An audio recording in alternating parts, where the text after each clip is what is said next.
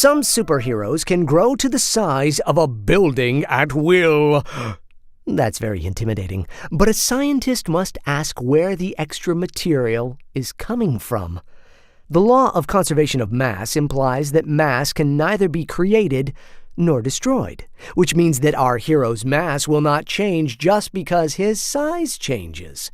For instance, when we bake a fluffy sponge cake, even though the resulting delicious treat is much bigger in size than the cake batter that went into the oven, the weight of the cake batter should still equal the weight of the cake plus the moisture that has evaporated. In a chemical equation, molecules rearrange to make new compounds, but all the components should still be accounted for. When our hero expands from 6 feet tall to 18 feet tall, his height triples. Galileo's square cube law says his weight will be 27. 3 times 3 times 3 equals 27. Times his regular weight, since he has to expand in all 3 dimensions. So, when our superhero transforms into a giant, we are dealing with 2 possibilities. Our hero, towering at 18 feet, still only weighs 200 pounds, the original weight in his human form.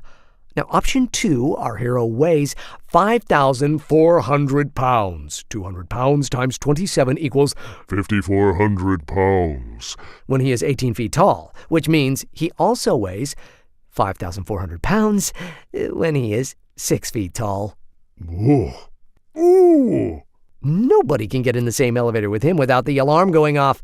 Now, option 2 seems a little more scientifically plausible, but it begs the question, how does he ever walk through the park without sinking into the ground, since the pressure he is exerting on the soil is calculated by his mass divided by the area of the bottom of his feet?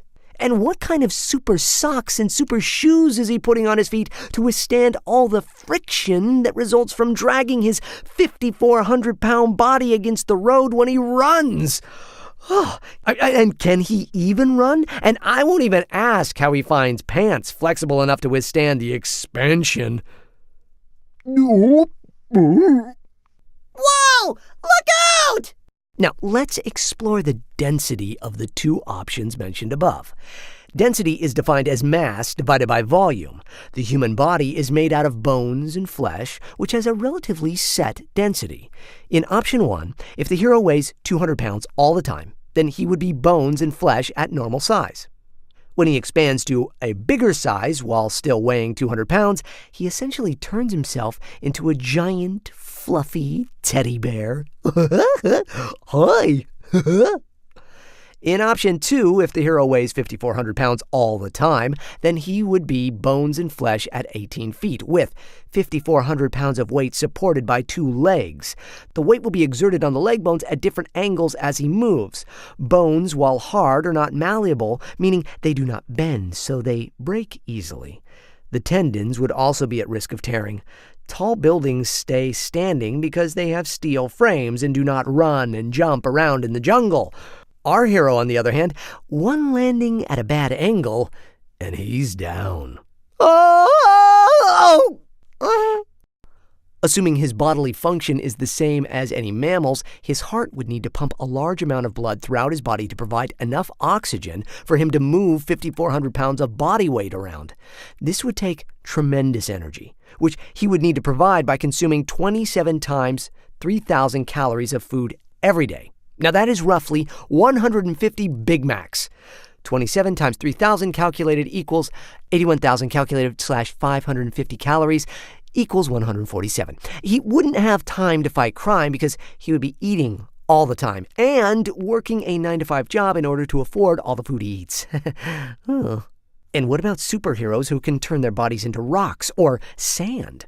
Well, everything on Earth is made out of elements, and what defines each element is the number of protons in the nucleus. That is how our periodic table is organized. Hydrogen has 1 proton, helium 2 protons, lithium 3 protons, and so on. The primary component of the most common form of sand is silicon dioxide. Meanwhile, the human body consists of 65% oxygen, 18% carbon, 10% hydrogen, and 7% of various other elements, including 0.002% of silicon. In a chemical reaction, the elements recombine to make new compounds. So where is he getting all the silicon necessary to make the sand? Sure, we can alter elements by nuclear fusion or nuclear fission. However, nuclear fusion requires so much heat, the only natural occurrence of this process is in stars. In order to utilize fusion in a short amount of time, the temperature of the area needs to be hotter than the sun. Every innocent bystander will be burned to a crisp. Wow!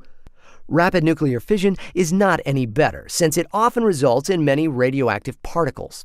Our hero would become a walking, talking nuclear power plant, ultimately harming every person he tries to save. And do you really want the heat of the sun or a radioactive nuclear plant inside of your body? Ooh, that burns. Now, which superpower physics lesson will you explore next? Shifting body size and content. Super speed. Flight. Super strength. Immortality. And invisibility.